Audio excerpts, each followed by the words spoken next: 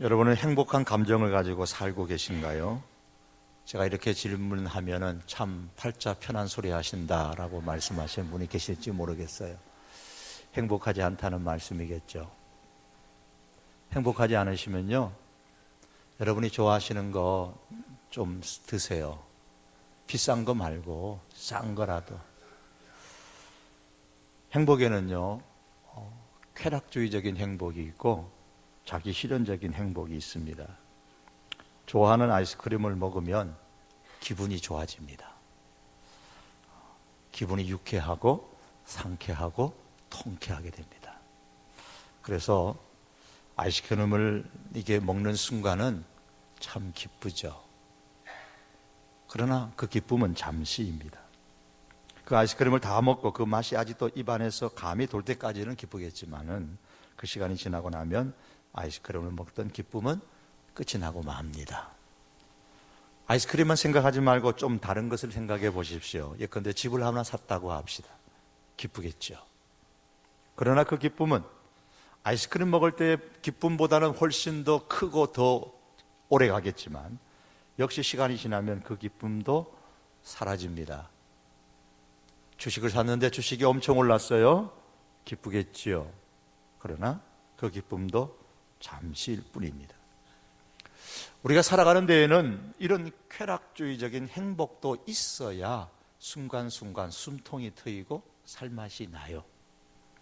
그러나 항상 이런 쾌락주의적인 행복만을 추구하며 살 수는 없습니다. 진정한 행복은 인생에 있어서 가치가 있다고 생각하는 것을 내가 선택하고 그 가치를 추구하면서 살아가는 것입니다. 이러한 행복을 이끌어서 자아실현적 행복이라 말할 수가 있습니다. 자아실현적 행복에는 쾌락주의적 행복에서 말하는 그런 기쁨이나 그런 유쾌한 감정이 있을 수도 있지만 반드시 있는 것은 아닙니다. 예컨대 에베레스트 산을 등반하는 등반가에게는 고통이 따르죠. 육체적으로 너무 힘듭니다. 그러나 참습니다. 왜요? 인생에 있어서 가치 있는 선택을 했다고 생각하기 때문입니다. 그것이 자신의 행복이라고 생각하기 때문입니다. 힘들어도 행복하다는 것이죠. 오늘 본문에 보면 예수님께서 두려움에 빠져 있는 제자들을 찾아오셨습니다. 어떤 마음으로 찾아오셨을까요? 나를 버리고 간 사람들, 나를 저주한 사람도 그 속에 있고 이 배신자들 내가 어떻게 할까? 아마도 이렇게 생각하셨다면 예수님은 부활하신 후에 결코 행복하지 않으셨을 겁니다. 사람의 행복은 현재뿐만 아니라 과거와 미래와도 깊은 연관이 있습니다. 늘 미래에 대한 큰 기대를 갖고 살아가는 사람은 현재의 삶이 기뻐요. 천국에 대한 큰 소망 가운데 있는 사람은 현재의 삶도 기쁩니다. 과거도 그러해요. 과거에 대해서, 과거의 사람들에 대해서 용서하는 사람은 현재에 행복합니다. 과거에 불행한 일은 대하여서 집착하는 사람은 현재에 행복해질 수가 없습니다. 과거의 실수를 또 생각하고 또 생각하고 그러면 분명히 현재의 삶은 불행하게 될 것입니다.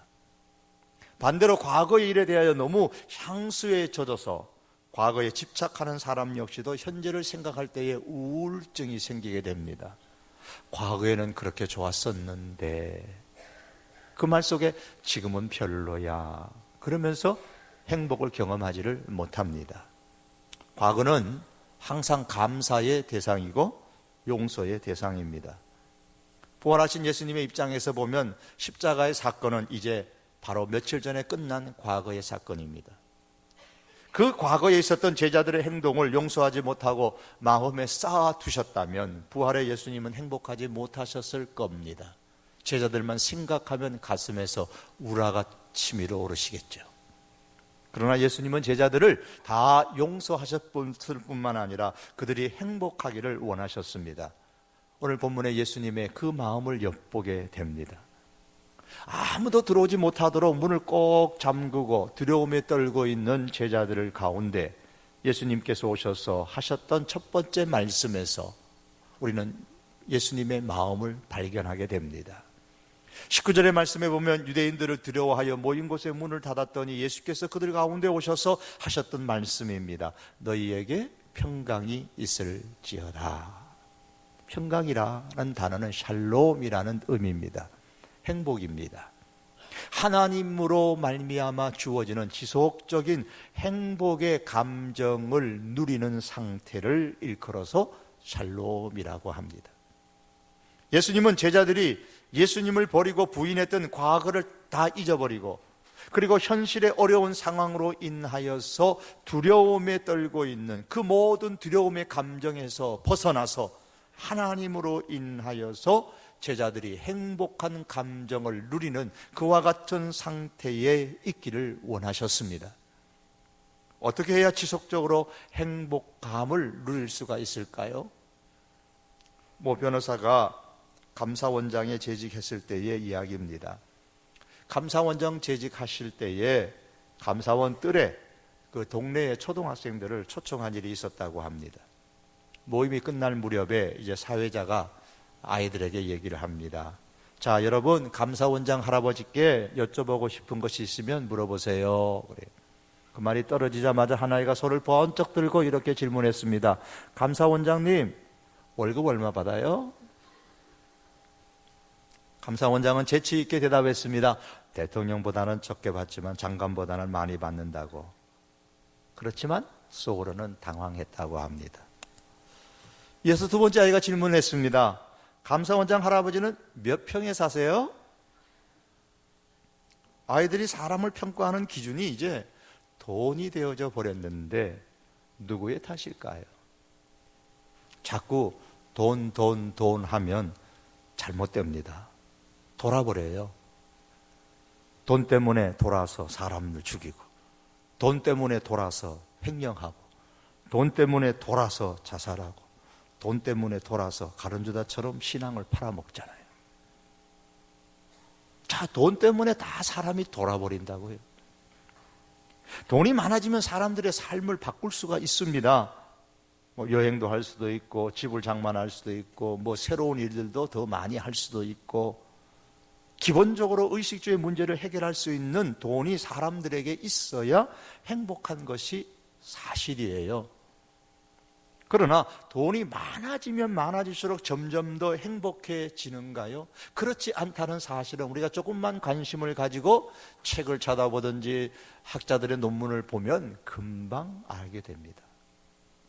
돈의 존재를 부정할 수는 없지만 돈에서 얻는 행복은 쾌락주의적 행복일 뿐이에요. 순간이요, 일시적인 겁니다. 사람에게 있어야 할 진정한 행복은 인생의 가치를 알고 그 가치를 선택하여 실천하는 데 있습니다. 부활하신 예수님은 제자들에게 이것이 있어야 행복하다고 지금 말씀하고 계시는 거예요. 그래서 제자들이 진정으로 행복한 감정을 가지고 살기를 원한다고 말씀하시면서 그들에게 몇 가지 진정으로 하나님의 사람으로, 예수님의 사람으로 가치 있는 것이 무엇인가를 제시해 주시고, 아니 명령하시고, 그것을 성취함으로 인하여서 이 땅에서 행복하기를 원하셨습니다. 평강의 삶을 누리기를 원하셨습니다. 그것이 오늘 본문에 몇 가지가 나옵니다. 그 중에 첫 번째가 그리스도인에게는 무엇보다도 부활신앙이 있어야 지속적인 행복감을 누릴 수가 있습니다.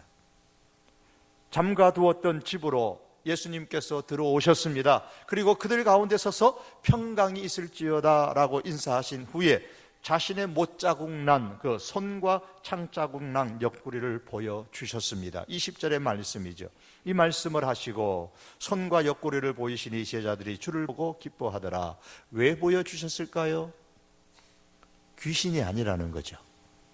보라는 거예요. 난 귀신 아니다.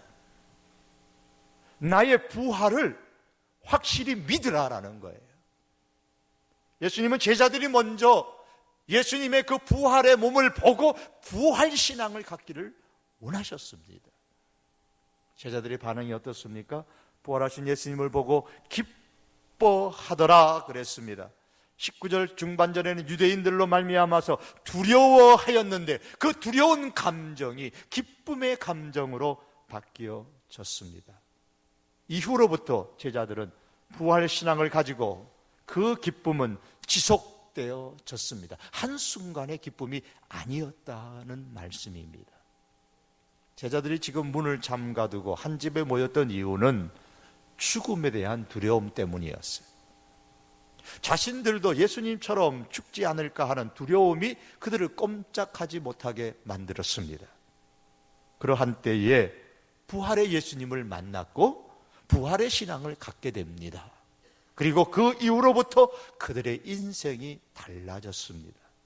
그러므로 사랑하는 성도 여러분, 참으로 행복한 인생으로 살기를 원한다면 무엇보다도 먼저 부활의 신앙을 가져야 합니다. 바울의 고백처럼 나팔 소리가 나매 죽은 자들이 썩지 아니할 것으로 다시 살아나고 우리도 변화하리라. 이 바울의 고백이 오늘 저와 여러분들의 고백이요 신앙이 될 수 있기를 바랍니다. 부활 신앙을 갖는 그곳에 진정한 인생의 행복이 있습니다. 어떻게 살아야 행복할 수 있을까요?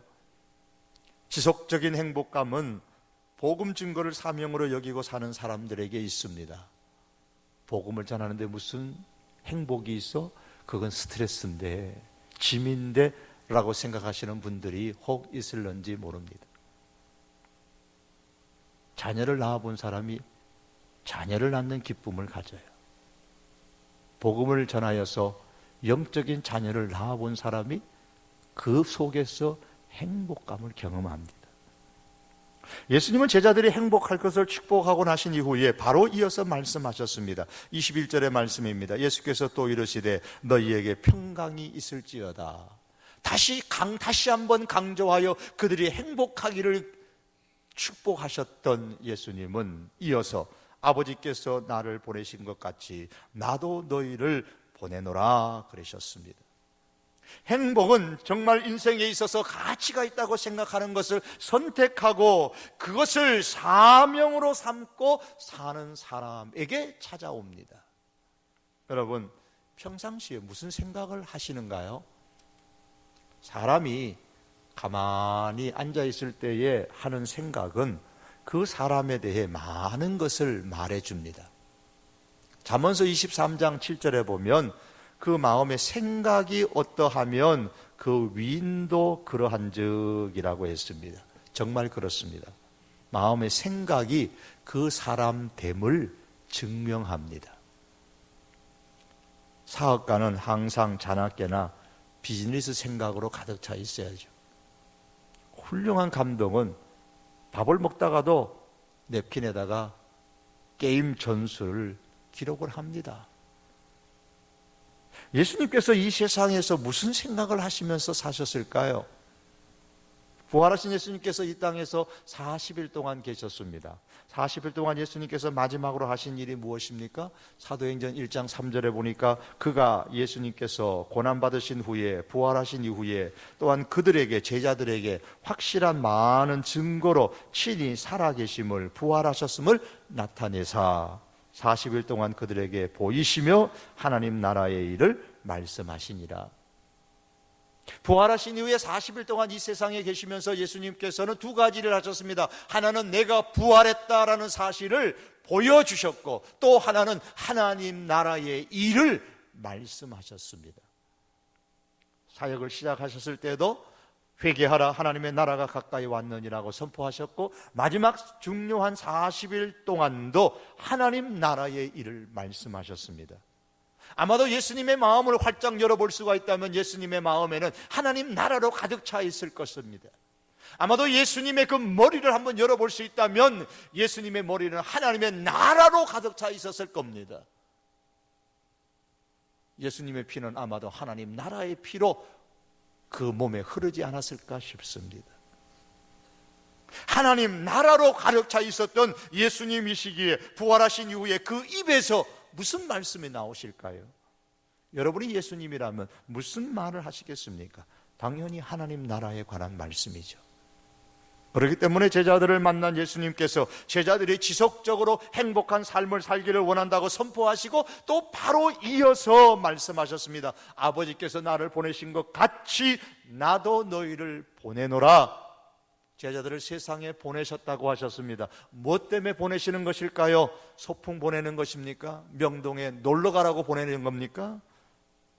누가복음에서는 이 말씀을 너희는 내 증인이라고 말씀하셨고, 마가복음에서는 너희는 온 천하에 다니며 만민에게 복음을 전파하라고 하셨습니다.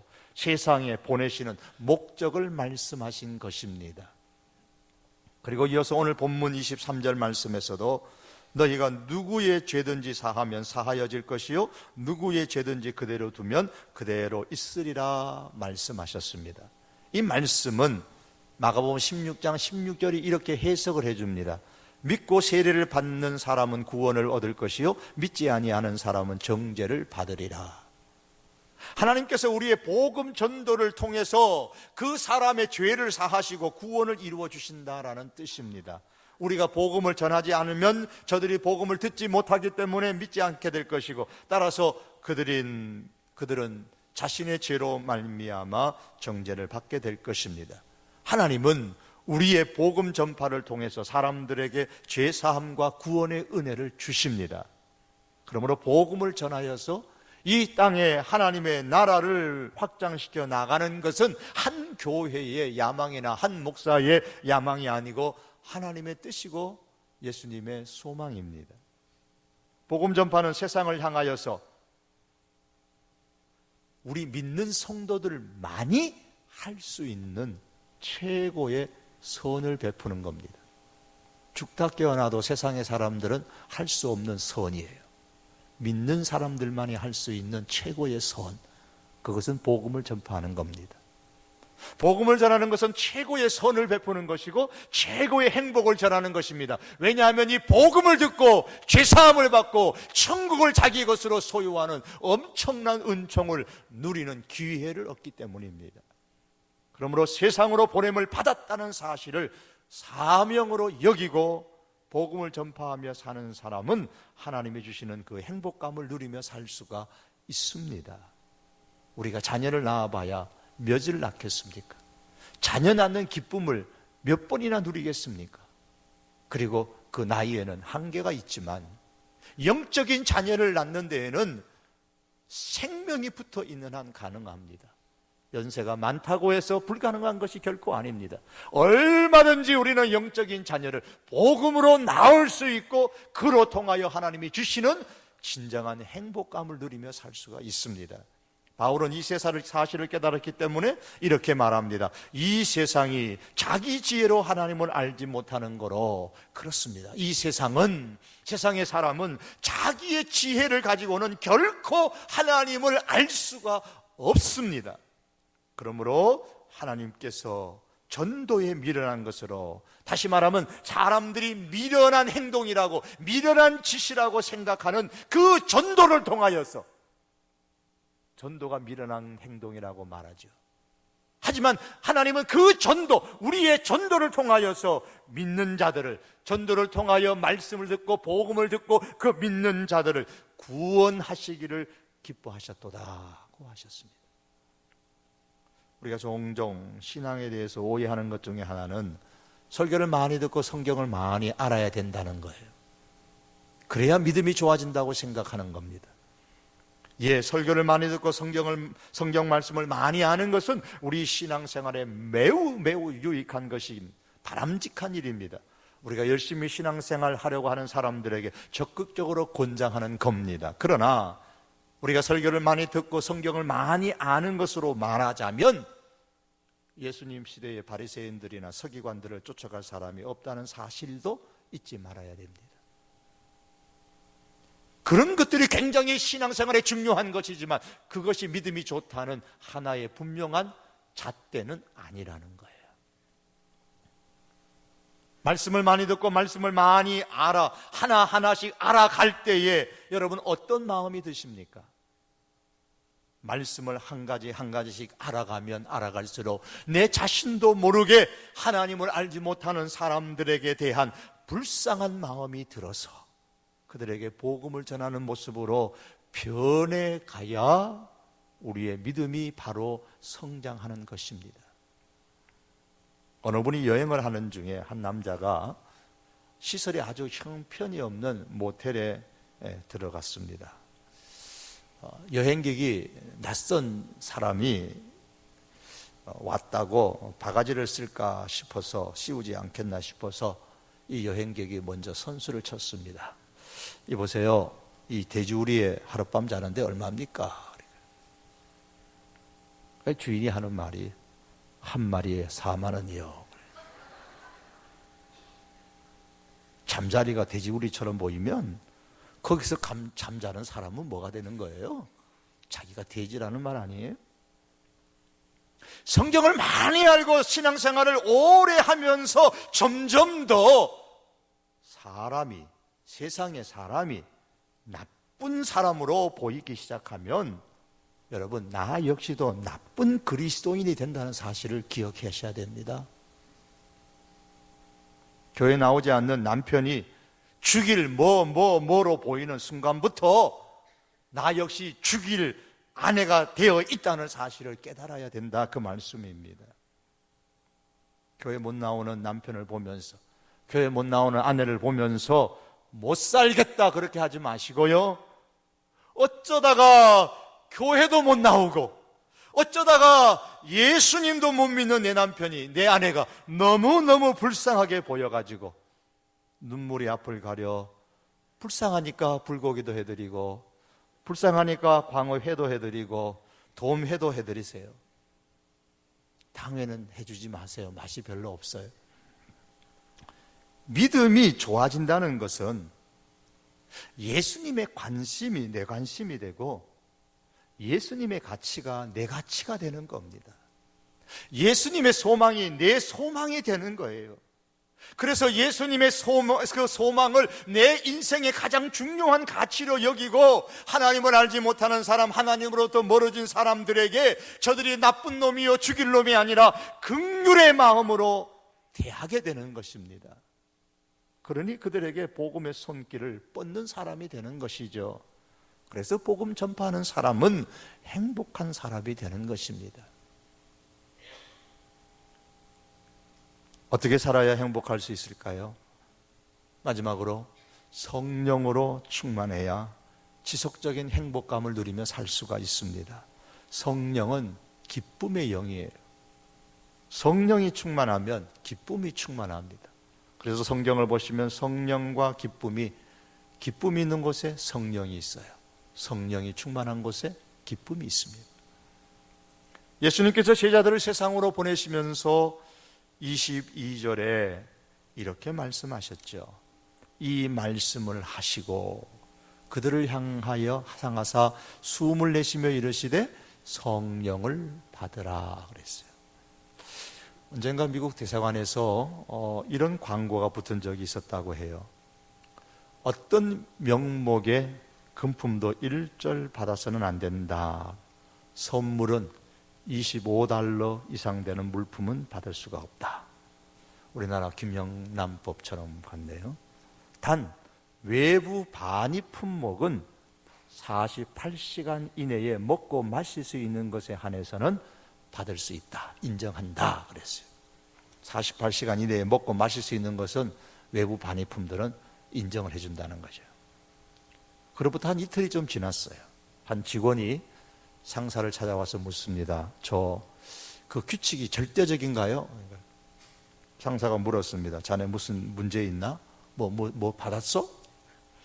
실은 그 구내 매점의 한 납품업자가 우리 애들 갖다 주라고 귀여운 강아지 한 마리를 가져왔는데요. 48시간 안에 먹어 치우지 않으면 안 되는 거죠? 이거 반납해야 되는지 48시간 안에 먹어 치워버려야 되는지.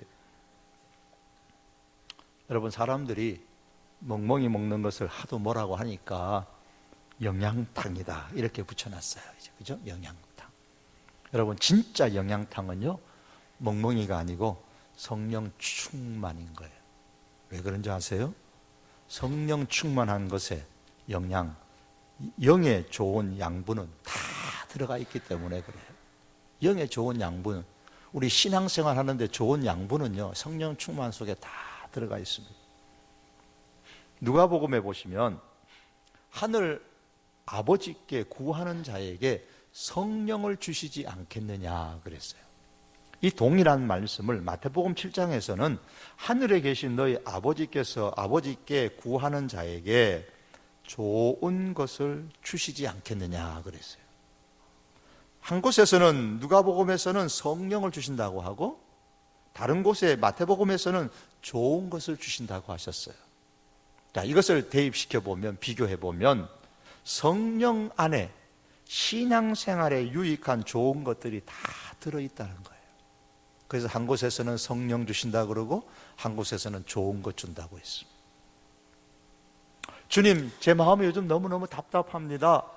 주님, 요즘 사업이 좀 힘들어서 너무너무 마음이 정말 짓누르는 것 같습니다.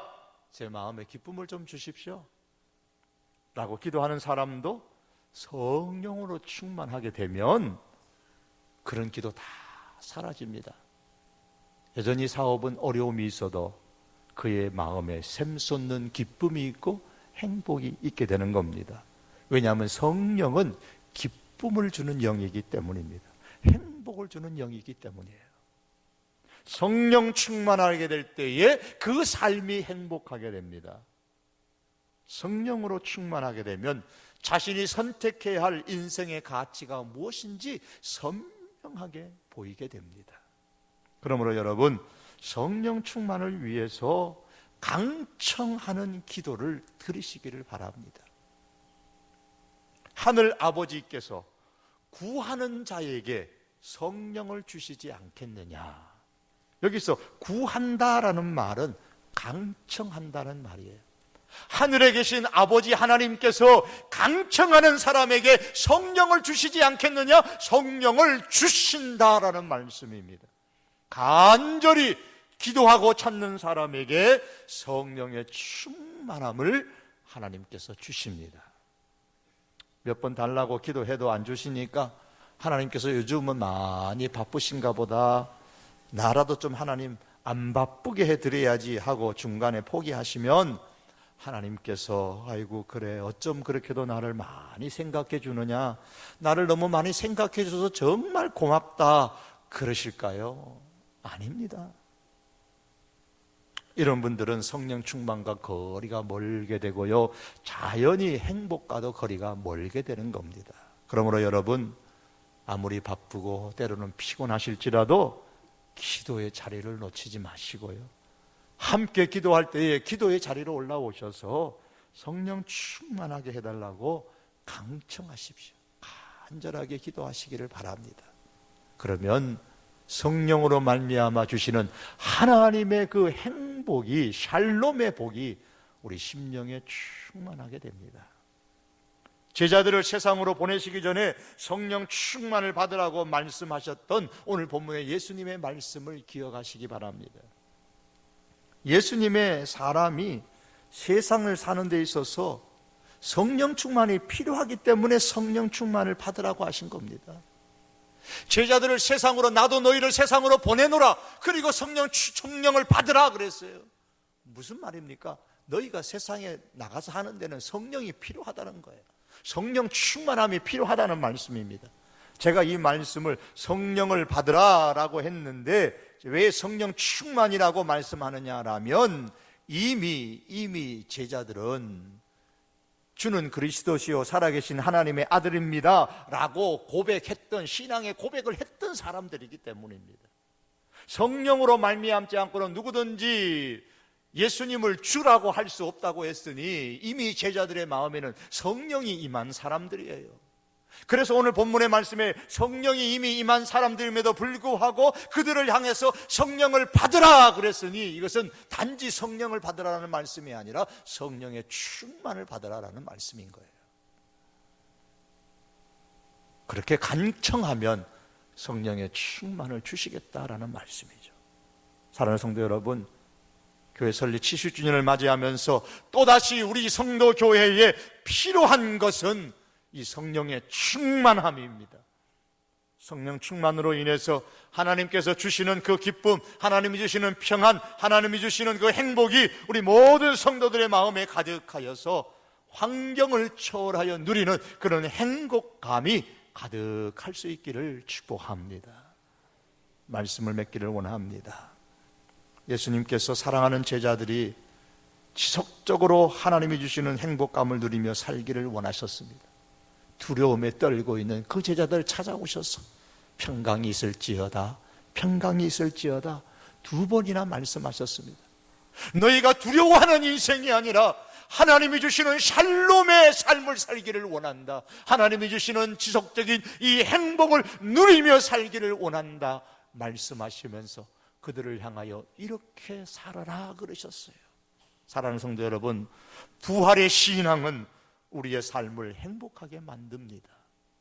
복음을 증거하는 삶은, 생명을 살리고 생명을 낳는 삶은 우리의 삶을 행복하게 만듭니다. 성령 충만한 삶은 우리의 삶을 행복하게 만듭니다.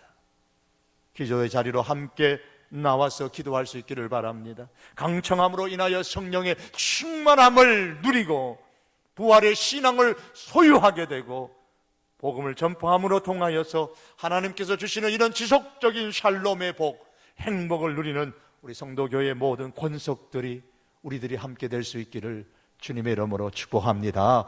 기도하시겠습니다. 하나님, 세상으로 인하여 두려워하는 마음이 불현듯 우리의 마음속에서 많이 일어납니다. 주여, 우리가 참으로 원하옵나니 우리에게 필요한 것은 세상을 두려워하는 마음이 아니고 하나님이 주시는 샬롬의 마음입니다. 하나님이 주시는 지속적인 행복감을 누리며 살아가는 인생이 되는 것입니다. 주여, 우리에게 하나님이 주시는 이 샬롬의 복을, 행복의 복을 허락하여 주시기를 원합니다. 주여, 우리에게 부활 신앙을 허락하시고 복음을 증거하는 삶을 허락하시고 성령의 충만한 삶을 저희들에게 허락하여 주시옵소서. 그리하여 이 땅에서 하나님이 주시는 샬롬의 복, 행복을 누리며 살아가는 은혜가 있게 하여 주옵소서. 예수님의 이름으로 기도하옵나이다. 아멘.